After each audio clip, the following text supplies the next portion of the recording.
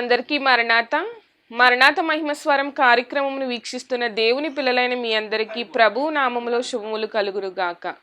ప్రతిరోజు ఇదే సమయమునకు ఈ కార్యక్రమమును వీక్షించి దైవాశీర్వాదములు పొందండి. ఇప్పుడు పాస్టర్ సామ్యూల్ సుందర్ రెడ్డి గారు దేవుని వాక్య వర్తమానం అందిస్తారు. శ్రద్ధగా ఆలకించండి. దేవునికి స్తోత్రం. అందరికీ మరణాత. దేవుడు అనుగ్రహించినటువంటి యొక్క ప్రాముఖ్యమైన సమయంలో దేవుని వాక్యాన్ని ధ్యానించుకుందాము. ముందుగా పరిశుద్ధ వేద గ్రంథం నుండి వాక్య భాగాన్ని చదువుకుందాము. మత్తయి సువార్త 12వ అధ్యాయము 42వ వచనాన్ని చదువుదాం. విమర్శ సమయమున దక్షిణ దేశపు రాణి ఈ తరము వారితో నిలువబడి వారి మీద నేరస్థాపన చేయును. ఆమె సొలొమోను జ్ఞానము వినుటకు భూమి అంతముల నుండి వచ్చెను. ఇదిగో సొలొమోను కంటే గొప్పవాడు ఇక్కడ ఉన్నాడు. మహాపరిశుద్ధుడా, మహాగణుడా, మహిమగల దేవా, ప్రేమాస్వరూపి, దయగల యేసు క్రీస్తు ప్రభువాని ఘనమైన నామానికి వందనాలు, స్తోత్రాలు, స్తుతులు చెల్లించుకొనుచున్నాము. శ్రేష్టమైనటువంటి ప్రాముఖ్యమైన సమయములో తండ్రి నీ మాటలు వినాలని ఆశపడుచు ఉన్నాము. శక్తి కలిగినటువంటి బలమునిచ్చేటటువంటి నీ మాటలను ప్రభువా మాకు వినిపించండి. నీ బిడ్డలు ప్రభువా ఎదురు చూస్తూ ఉన్నారు దేవా.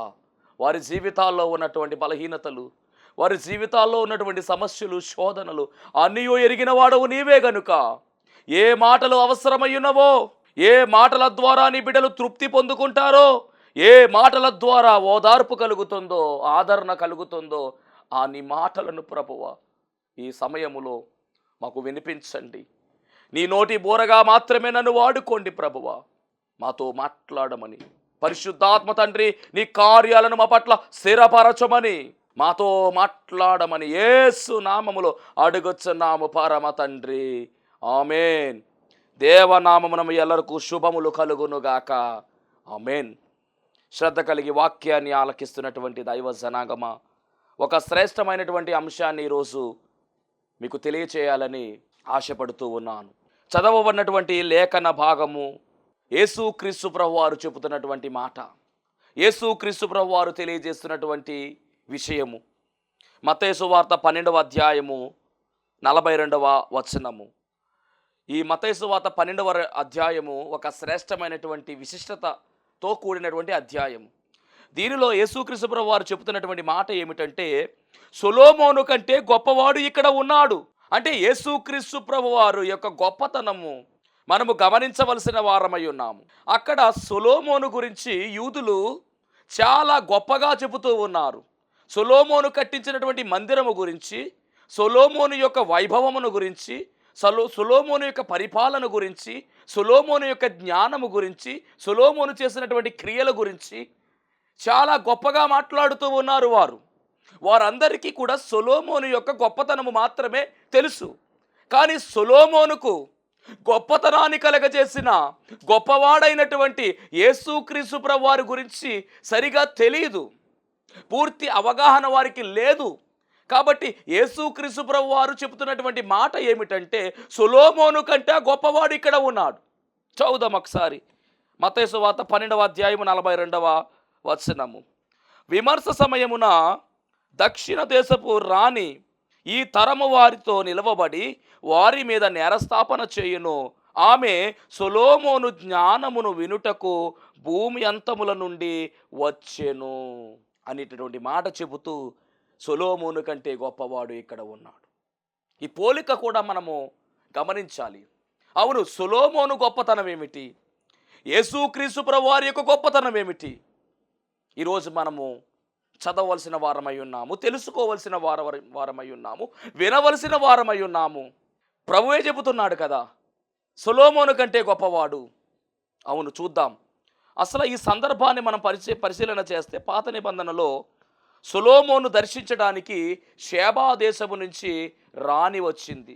షేబా దేశము నుంచి వచ్చినటువంటి రాణి కాబట్టి ఈమె షేబా దేశపు రాణిగా పిలువబడింది. చూద్దాం ఒకసారి సందర్భాన్ని. మొదటి రాజుల గ్రంథము 10వ అధ్యాయము 6వ వచనాన్ని చదువుదాం. అలాగే 7వ వచనాన్ని కూడా చదువుదాం. మొదటి రాజుల గ్రంథం 10వ అధ్యాయము 6-7 వచనాలు. రాజుతో ఇట్లనెను, నీ కార్యములను గూర్చియు నీ జ్ఞానమును గూర్చియు నా దేశమందు నేను వినిన మాట నిజమే. అయినను నేను వచ్చి కన్నులారా చూడక మునుపు ఆ మాటలను నమ్మకయుంటిని. ఉన్న దానిలో సగమైనను నాతో చెప్పబడలేదని ఇప్పుడు నేను తెలుసుకొనుచున్నాను. నీ జ్ఞానమును నీ భాగ్యమును నేను వినిన దానిని బహుగా మించి ఉన్నవి. అంటే సొలొమోను యొక్క గొప్పతనము అనగా సొలొమోను యొక్క కార్యాలు, సొలొమోను చేసినటువంటి క్రియలు లేదా కార్యాలు, అలాగే సొలొమోనుకున్నటువంటి జ్ఞానము, అలాగే సొలొమోను యొక్క ఐశ్వర్యములో ఉన్న భాగ్యములో ఉన్న గొప్పతనము, ఇవన్నీ కూడా ఆ దేశములో ఉండగా విన్నదంటండి. తాను విన్నవి చాలా తక్కువ, కానీ చూసినవి కన్నులారా చూసినది చాలా ఎక్కువ. నేను విన్నది చాలా తక్కువే అని సొలొమోనుతో ఈ షేబా దేశపు రాణి మాట్లాడుతూ ఉంది. అవును, సొలొమోను ఎందులో గొప్పవాడుగా కనబడుతున్నాడంటే 3 ప్రధానమైన విషయాలు ఈరోజు మనము గమనించాలి. ఈ 3 విషయాల్లో సొలొమోను గొప్పవాడుగా కనబడుతున్నాడు పాత నిబంధన ప్రకారము. ఈ గొప్పతనమే ఈ యొక్క యూదులైనటువంటి వారు ఆలోచన చేస్తున్నారు. ఏ విషయాల్లో గొప్పవాడుగా ఈ షేబా దేశపు రాణి చెబుతుంది, ఏ విషయంలో గొప్పవాడుగా ఈ యూదులు ప్రకటన చేస్తున్నారంటే మొట్టమొదటిగా సొలొమోను చేసిన కార్యాలలో గొప్పవాడు, రెండవది జ్ఞానములో గొప్పవాడుగా సొలొమోను ఉన్నాడు, అలాగే భాగ్యము అనగా ఐశ్వర్యములో గొప్పవాడుగా ఈ సొలొమోను ఉన్నాడు. 1 కార్యాలలో గొప్పవాడు, 2 జ్ఞానములో గొప్పవాడు, 3 భాగ్యములో గొప్పవాడు అనగా ఐశ్వర్యములో గొప్పవాడుగా ఉన్నాడు.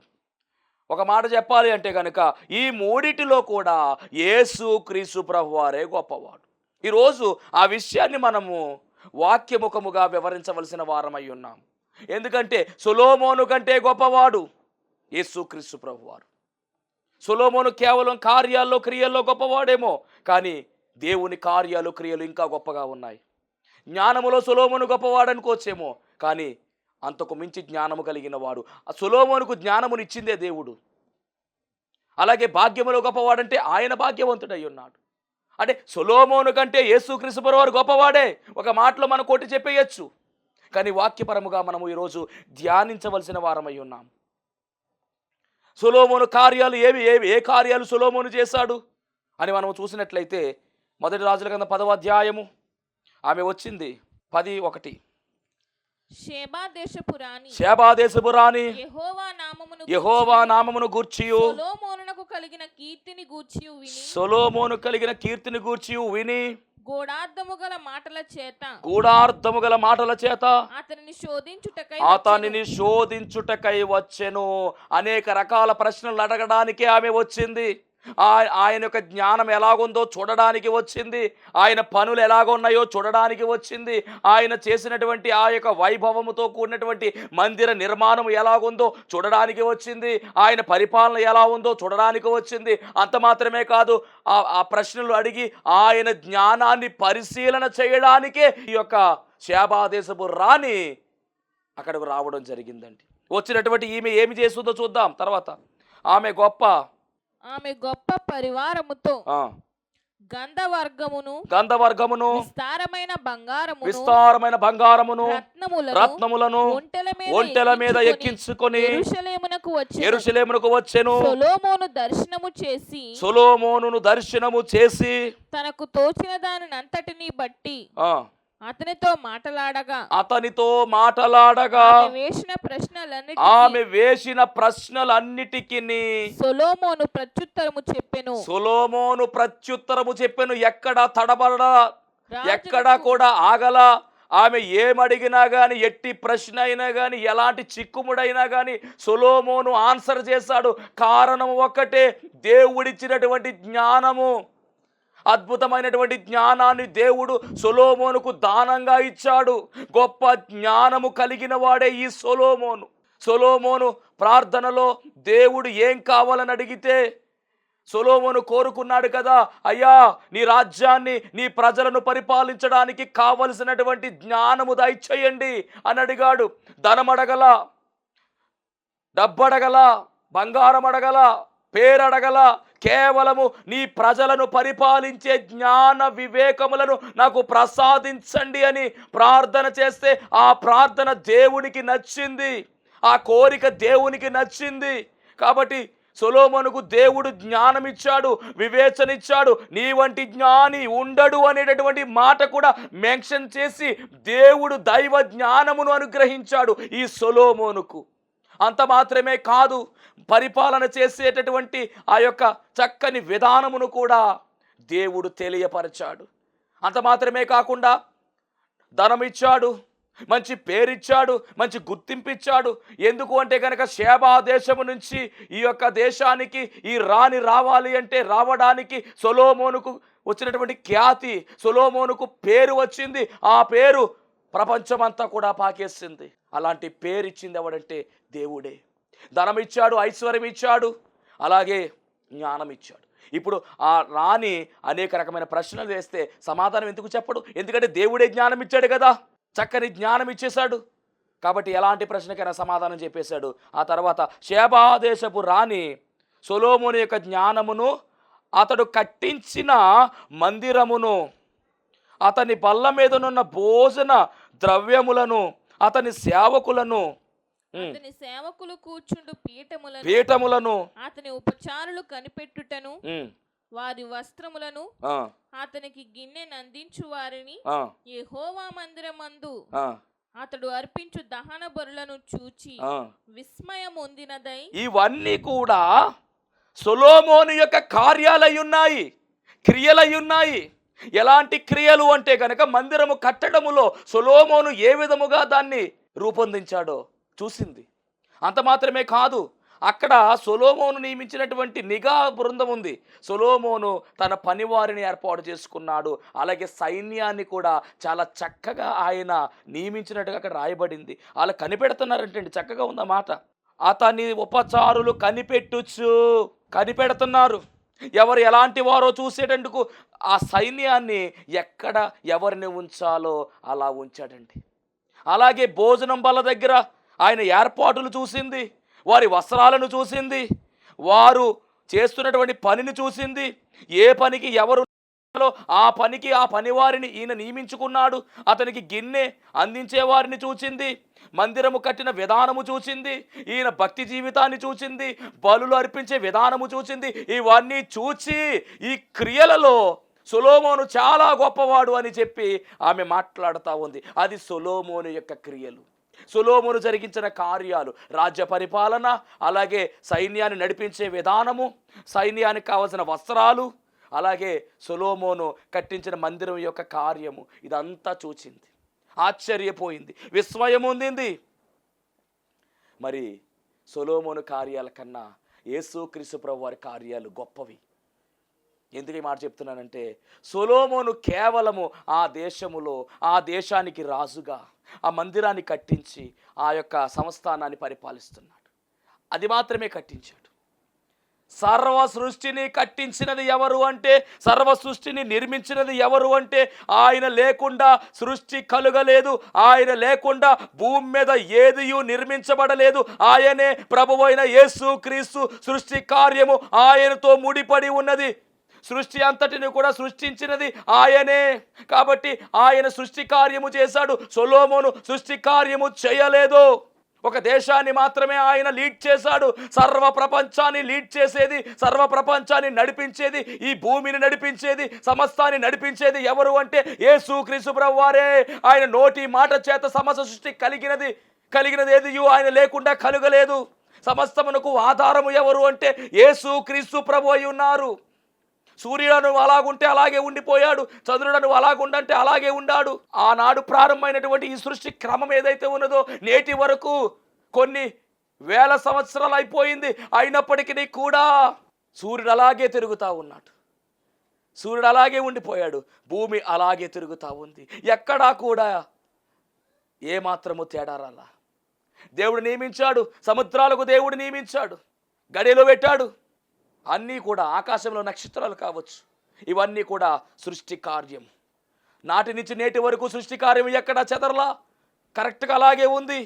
ఏ కక్షలో ఏ గ్రహం ఉండాలో నియమించేశాడు, ఏది ఎలా నడుచుకోవాలో ముందుగానే నియమించాడు. మరి ఏ కార్యము గొప్పది? సొలొమోను కార్యం ఒక దేశానికి మాత్రమే పరిమితం అయిపోయింది, కానీ యేసుక్రీస్తు ప్రభువు వారు చేసిన కార్యము ఈ సమస్త సృష్టికి పరిమితమయ్యింది. ఎవరి కార్యాలు గొప్పవి అంటే యేసుక్రీస్తు ప్రభువు వారి కార్యాలే గొప్పవి. అందుకనే సొలొమోను కంటే గొప్పవాడు ఇక్కడ ఉన్నాడు. ఎస్ అనవలసిందేక, దాంట్లో ఏమాత్రము కూడా సందేహం లేదు. అలాగే ఇశ్రాయేలీయులకు ఈయన రాజుగా ఉన్నాడు. ఇశ్రాయేలీయులను విడిపించింది ఈయన కాదు. ఇశ్రాయేలీయులను విడిపించింది ఎవరు అంటే యేసుక్రీస్తు ప్రభువారే. పగలు మేఘస్తంభములోను రాత్రి అగ్ని స్తంభములో నడిచింది ఆయనే. ఆహారము మన్నా కురిసింది, ఆ మన్నాగా మారింది ఆయనే. బండ నుంచి నీళ్లు వచ్చాయి, ఆ బండ కొట్టబడగా నీళ్లు వచ్చాయి. ఆ కొట్టబడినటువంటి బండ ఎవరు అంటే యేసుక్రీస్తు ప్రభువారే. ఆ బండ వారిని వెంబడించింది, ఆ బండ వారు ఎక్కడికి వెళితే అక్కడికే వెళ్ళింది. బండ తొలగిపోలేదు, బండ ఆశ్రయముగా మారిపోయింది. బండ నుంచి వేల కొలది లీటర్ల నీళ్లు బయటికి వచ్చాయి. ఆ బండ ఎవరు అంటే కొరింథీ పత్రికలో పౌలు అంటాడు కదా, ఆ బండ క్రీస్తే. ఇది వెంబడించే బండ, ఇది నడిపించే బండ, ఇది ఆదరించే బండ, ఇది సేద తీర్చే బండ, ఇది కాపాడే బండ. అలాంటి బండగా మారిపోయి అండగా ఉండి నడిపించినటువంటి కార్యము ఎవరిది అంటే సొలొమోనుది కాదు, యేసుక్రీస్తు ప్రభువారు క్షేమకరంగా నడిపించారు. ఆయన వాగ్దానం చేసినటువంటి వాగ్దాన భూమిలో ప్రవేశపెట్టిన తరువాత, న్యాయాధిపతులు అయిపోయిన తరువాత, సౌలు గారు పరిపాలించిన కాలం అయిన తర్వాత, దావీదు పరిపాలించిన తర్వాత అప్పుడు సొలొమోను వచ్చారు. అంటే సొలొమోను ఆయనని తక్కువ చేయట్లేదు, కానీ ఆ రాజ్యానికి రాజు. మరి ఆ రాజ్యాన్ని అక్కడ ఏర్పాటు చేసింది ఎవరు? ఐగుప్తులో బానిసత్వంలో మగ్గిపోతున్నటువంటి వారిని క్షేమకరముగా తీసుకుని వచ్చాడు. 40 సంవత్సరాలు ఆహారానికి లోటు లేకుండా, 40 సంవత్సరాలు నీటికి లోటు లేకుండా, 40 సంవత్సరాలు వారి నడిచినా కానీ వారి పాదములకు ఏమాత్రము కూడా ఇబ్బంది లేదంట. పాదాలు వాయలా, వాపు రాలేదు, చెప్పులు అరిగిపోలేదు, బట్టలు మాసిపోలేదు. చక్కని కాపుదల, పగలు మేఘస్తంభము రాత్రి అగ్నిస్తంభముగా ఉండి ఆయనే నడిపించాడు. ఇది కాదా కార్యము? ఎవరి కార్యము గొప్పది? సృష్టి కార్యము చేశాడు. అంత మాత్రమే కాదు, విమోచన కార్యము చేశాడు. చక్కగా నడిపించాడు, వారిని దేశంలో పెట్టేశాడు, వారిని పరిపాలించాడండి సొలొమోను. ఎవరి కార్యం గొప్పది? యేసుక్రీస్తు ప్రభువు అనే గొప్పవాడు. దేవునికి స్తోత్రం. అంత మాత్రమే కాదు, వాగ్దాన దేశము ఇస్తానని చెప్పాడు, వాగ్దాన దేశము ఇచ్చేశాడు, నడిపించాడు. ఆ రాజ్యాన్ని పరిపాలిస్తున్నాడు ఈ సొలొమోను. అంటే రాజ్య కార్యాల విషయంలో ఎవరి కార్యాలు గొప్పవి, ఎవరి క్రియలు గొప్పవి అంటే యేసుక్రీస్తు ప్రభువు వారి క్రియలే గొప్పవి. ఇక రెండవదిగా జ్ఞానం విషయంకి వస్తే సొలొమోను జ్ఞానం గురించి చాలా అద్భుతమైన విషయాలు ఉన్నాయి. మొదటి రాజుల గ్రంథము 3వ అధ్యాయము 12వ వచనం. మొదటి రాజుల గ్రంథం 3:12. నీవు ఈలాగున అడిగినందున నీ మనవి ఆలకించుచున్నాను. బుద్ధి వివేకములు గల హృదయము నీకు ఇచ్చుచున్నాను. పూర్వీకులలో నీ వంటి వాడు ఒకడును లేడు. ఇక మీదట నీ వంటి వాడు ఒకడును ఉండడు. స్టాంప్ వేసేసాడు దేవుడు. నీ జ్ఞానము గొప్పదయ్యా సొలొమోను, అలాంటి జ్ఞానాన్ని నీకు ఇచ్చేస్తున్నానని చెప్పి దేవుడే జ్ఞానం ఇచ్చాడు సొలొమోనుకు. దేవునికి స్తోత్రం. మరియు నీవు ఐశ్వర్యమును ఘనతను, చాలండి, ఐశ్వర్యము ఘనత కూడా ఇచ్చినట్టుగా రాయబడింది. కానీ ఇక్కడ జ్ఞానం, ఎవరి జ్ఞానం గొప్పది?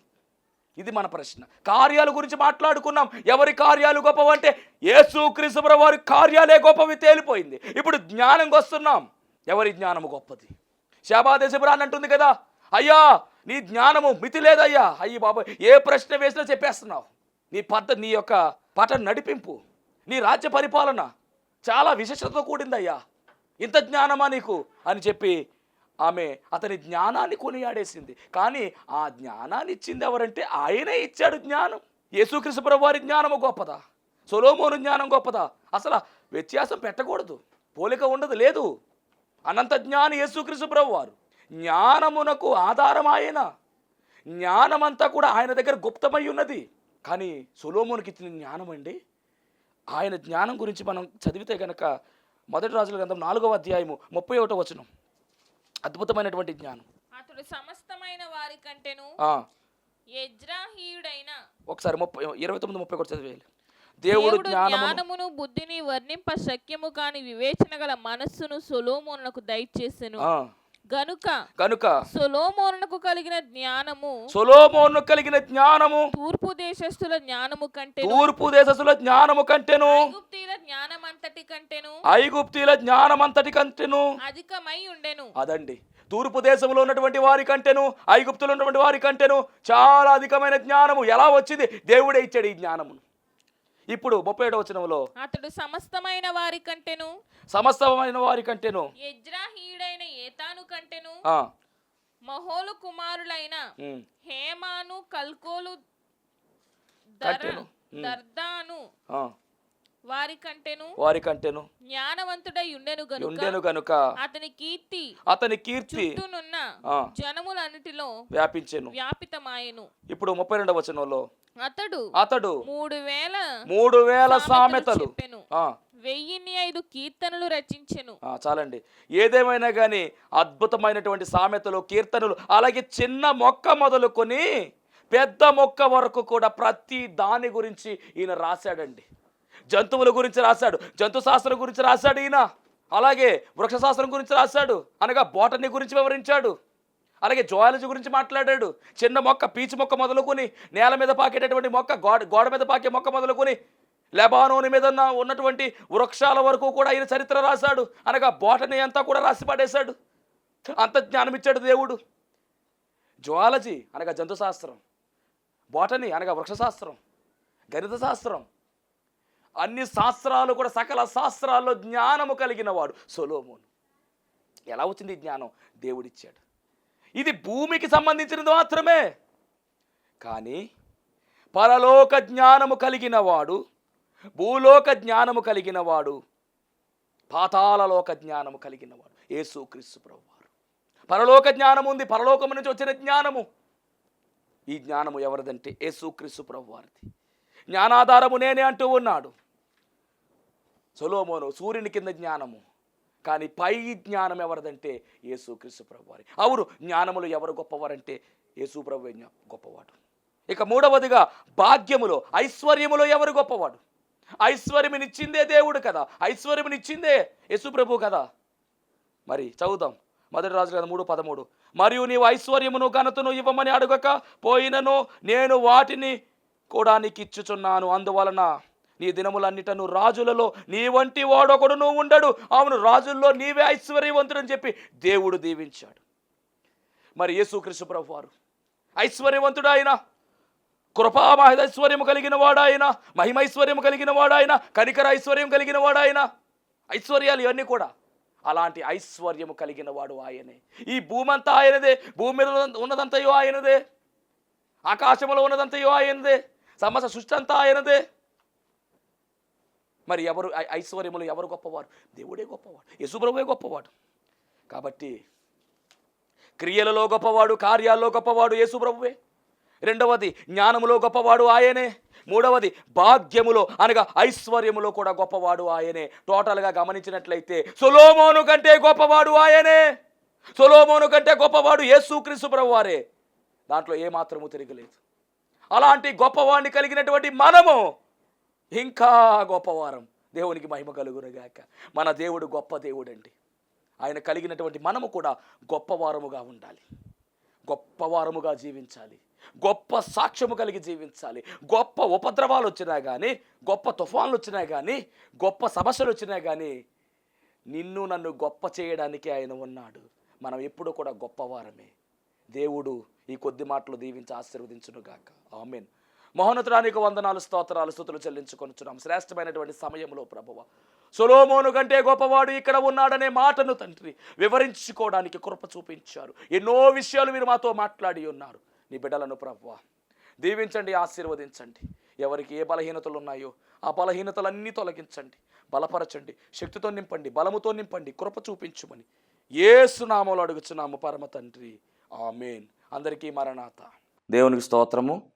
మరి షెకినా కుమార్ గారి యొక్క కుమారుడు గురించి అనగా శ్రీనివాసరెడ్డి గారి గురించి షాల్లో అంశం పెట్టామండి. దుబాయ్ వెళ్ళాలనేటువంటి అంశాన్ని మరి వీళ్ళు చెప్పడం జరిగింది. దాని కొరకు దేవుడు కృప చూపించి మరి శ్రీనివాసరెడ్డి గారు క్షేమంగా దుబాయ్ వెళ్ళడానికి దేవుడు కృప చూపించారు. దాదాపుగా 2,50,000 రూపాయలు ఖర్చు పెట్టుకుని అక్కడికి వెళ్ళారు. అక్కడికి వెళ్ళిన తర్వాత పని సరిగా లేదు, ఏజెంట్ మోసం చేయడం జరిగింది. అక్కడ 2 రోజులు కాలం గడిపి తర్వాత క్షేమంగా గృహానికి చేరుకున్నారు. కానీ 2,50,000 రూపాయలు ఎలాగొస్తాయా అనేటువంటి ఒక ఆందోళన మరి వీళ్ళు కలిగింది. దాని కొరకు మళ్ళీ శాలకు వచ్చారు, మళ్ళీ ప్రార్థన చేయించుకున్నారు. అసలు రాదు అనేటటువంటి పరిస్థితి ఏర్పడింది. అయినప్పటికీ దేవుడు తన మహాకృపను బట్టి 2 లక్షలు మళ్ళీ వెనక్కి రావడానికి కృప చూపించారు. 50,000 రూపాయలు రాకపోయినా కానీ 2 లక్షలు రావడానికి దేవుడు కృప చూపించి ఎంతగానో సహాయం చేశారు. దేవుడి సాక్ష్యాన్ని దీవించి ఆశీర్వదించును గాక. ఆమేన్. మరణాత మహిమస్వరం అనేటటువంటి ఆధ్యాత్మిక టీవీ కార్యక్రమాన్ని వీక్షిస్తున్నటువంటి మీ అందరికీ కూడా నా ప్రత్యేకమైన వందన మరణాత తెలియజేస్తూ ఉన్నాను. దేవుడు అనుగ్రహించినటువంటి ఈ కార్యక్రమం ద్వారా మీరందరూ కూడా ఎన్నో మేలులు పొందుకున్నట్టుగా మరి మేము వింటూ ఉన్నాము. అందరూ కూడా ఫోన్ కాల్ చేస్తూ ఉన్నారు. ప్రార్థన అవసరతలో ఉన్న వారందరూ కూడా ఫోన్ చేసి ప్రార్థన చేయించుకుంటున్నారు. చాలా సంతోషము. అందరూ కూడా మేలు పొందుకున్నట్టుగా మరి మీరు తెలియజేస్తున్న సమాచారం బట్టి మేము చాలా సంతోషిస్తూ ఉన్నాము. ఈరోజు ఒక ప్రత్యేకమైనటువంటి అంశాన్ని మీతో మాట్లాడాలని నేను మీ ముందుకు వచ్చి ఉన్నాను. అదేమిటంటే, దేవుడు తన మహాకృపను బట్టి సేవా పిలుపు నాకు ఇచ్చి అన్నిటినీ విడిచిపెట్టి తను రమ్మనడం జరిగింది. మరి ఆయన ఇచ్చినటువంటి పిలుపును అంగీకరించి ఆయన సేవకు నేను వ్యాపారాన్ని గట్రా అన్నీ విడిచిపెట్టి వచ్చాను. ఆ వచ్చినది మొదలుకొని ఈ దినం వరకు చక్కని సేవా పరిచర్యను దేవుడు జరిగించుకుంటూ ఉన్నాడు. చూస్తున్నటువంటి ఈ యొక్క ఈ షెడ్లో మేము ప్రతి శనివారం కూడా స్వస్థత ప్రార్థనలు అనగా శాల కార్యక్రమాన్ని జరిగిస్తూ ఉన్నాము. 1 సంవత్సర కాలం పాటు ఎలాంటి అడ్డు ఆటంకము లేకుండా చక్కని రీతిలో మరి ఈ శాల కార్యక్రమం జరుగుతూ ఉంది. దీని యజమానుడు మరి ఎలాంటి అద్దె కూడా మన నుంచి తీసుకోకుండా మరి ఫ్రీగానే ఈ కార్యక్రమాన్ని జరిగించుకోవడానికి ఆయన ఇచ్చి ఉన్నారు. కానీ ఇప్పుడు ఒక సమస్య వచ్చింది. అదేమిటంటే, కొన్ని కారణాల వల్ల ఈ యొక్క షెడ్ని అమ్మకానికి పెట్టారు. మరి ఈ యొక్క క్లిష్టమైనటువంటి పరిస్థితుల్లో మనము తీసుకుంటే ఈ షెడ్ తీసుకోవాలి, లేకపోతే బయటకు వెళ్ళవలసిన పరిస్థితి వచ్చేసింది. మరి తీసుకుందామని ప్రయత్నం చేస్తున్నాము. ఆశ అయితే మాకుంది, కానీ లక్షలాది రూపాయలు ఖర్చు అవుతుంది కాబట్టి మా దగ్గర ఎలాంటి డబ్బు లేదు. అన్నీ విడిచిపెట్టి రావడంతో సేవ కొత్తగా ప్రారంభించిన సేవ కాబట్టి తీసుకోవాలనుకుంటున్నా కానీ ఇబ్బంది పడుతూ ఉన్నాము. ఇక్కడ ప్రార్థన కంటిన్యూగా జరగాలి అంటే కనుక ఖచ్చితంగా మరి ఈ కార్యక్రమాన్ని వీక్షిస్తున్నటువంటి మీ అందరూ కూడా మీ ప్రోత్సాహాన్ని అందించినట్లయితే ఈ ప్రార్థన ఆగకుండా ఖచ్చితంగా ముందుకు కొనసాగుతుంది. కనుక మరి ఈ కార్యక్రమాన్ని వీక్షిస్తున్న మీ అందరూ కూడా ఈ దీన సేవకుని యొక్క సేవను గుర్తించి దయచేసి మీ హృదయాన్ని గనక ఆ దేవుడు ప్రేరేపించినట్లయితే ఖచ్చితముగా మీరందరూ కూడా స్పందించవలసిందిగా, మీ యొక్క చేయూతను మాకు అందించవలసిందిగా ప్రభు పేరు తెలియజేస్తూ ఉన్నాము. మా ఫోన్ నెంబర్లో టీవీ స్క్రీన్ మీద మరి ప్లే అవుతూ ఉంది ఫోన్ నెంబరు. ఆ నెంబర్కి ఫోన్ చేయండి, స్వయంగా నేనే మాట్లాడతాను. ఆ తర్వాత మరి మా ఫోన్పే కానీ గూగుల్ పే కానీ చేసి ఈ యొక్క సేవను ప్రోత్సహించవలసిందిగా ప్రభు పేరు మీ అందరికీ తెలియజేస్తూ ఉన్నాను. దేవుడు మిమ్మల్ని బహుగా ఆశీర్వదించును గాక.